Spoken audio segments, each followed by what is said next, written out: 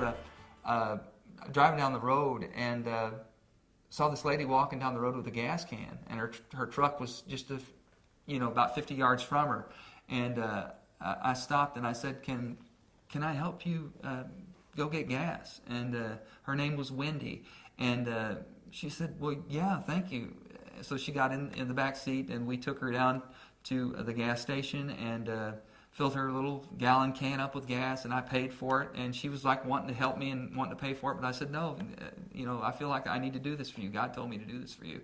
So we go back, and Wendy says, later on to me, she said, "And you weren't even going in the same direction as I was going. You took me back to my truck. You were going past my truck, and you actually took me back to my truck," because she wrote me a letter about this later. And she said, "You took me back to my truck, and not only did you help me put the gas in, but then we got in the truck to start it, and it wouldn't start because we had ran the battery down because we were trying to start it so much." So then it was put up or shut up time for me and God.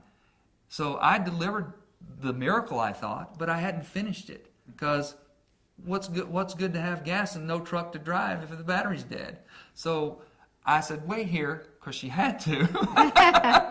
"I'm going to go down and see if I can get somebody to jump your car." So I went down to a place, and it was the most amazing thing. A miracle was waiting for me there. I said to the people, I said, "I've got a lady, and I'm trying to help her. She ran out of gas, and then she ran her battery down trying to start it. Can you help me? I'll be happy to pay you anything I need to pay you to go down there and jump her car off." They said to me literally, "We appreciate what you're doing. Go ahead and take one of our guys for free and let him jump that car off, and let that be our gift to her too." So that was a miracle for me at that time. So we went back, jumped the car. She had a 15-year-old son that was sitting in the car the whole time that I didn't even realize. She said later on in her letter, "My 15-year-old son couldn't believe that someone, a total stranger, would actually stop, not just take me to get gas, but then go get somebody to jump our car." Mm-hmm. And then this was like, I told this to a congregation the last time we spoke and sang. I said, this was like a miracle on steroids for God. I mean, basically it was like, and then God said to me, "Go to the bank and get him $200. So I literally said, would you mind following me to the bank? What? And she said, "I was really uncomfortable at first because I just thought you'd done enough. You'd done enough to get us on the road."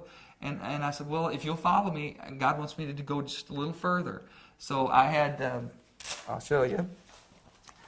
I had a God pocket in my pocket, and I went to the bank. The first bank I went to, the teller machine didn't work. And I was like, "Well, I can tell her it doesn't work. But no, I got to finish this. This is the mission God put me on, so I've got to finish it." So I went to the next bank, and I was able to get the $200 out and put it in the God pocket. And then I put the God pocket in a "You Were Born for This" book, because I had some books in the truck just in case I needed to give some to somebody, Mm-hmm. And so I said to her as I left, I said, "Please take this book and read it, and it'll tell you why I did what I did. This was God. This wasn't me. This is why I did what I did. And here's you some extra money that God wanted me to give you in this." And I gave her the God pocket. And not knowing that I would ever hear from her, I did tell her my address. She said, "Can I have your address?" I said, "Yeah." So it was November 23rd, right before Thanksgiving. And I got a letter from Wendy. She said, "Hello, Mr. Turner. This is Wendy and Tyler." And she said, "I want to tell you something. First of all, what you did was unbelievable. The miracle that you delivered, it touched my heart so much. But," she said, "then the book that you gave me," she said, "that gave me faith and hope, because my fiance was going in for back surgery. And I was really worried about that. But," she said, "that book has given me faith and hope that everything's going to be okay. And the money you gave me, I was able to put new tires on my truck so I could go to the hospital safely and visit him when he was there." I was like, wow, this is unbelievable. What God did through a series of money? No, it wasn't money. Because people would think, well, how much did that cost you? It cost me one very important commodity everybody has, that everybody holds on to: their time. Mm-hmm. Yeah. Time to hear God. Time to ask Him to send me.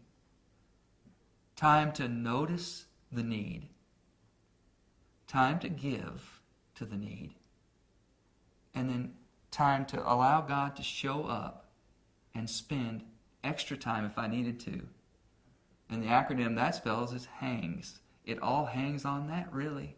It hangs on the time. If we've got the time, God's got the time to do it. He's got the time to show up. It's not about money, even though we do put money in the God pocket. It's not about how much we can give or how extravagant we can give. It's how much time will you take to notice and help somebody. You were born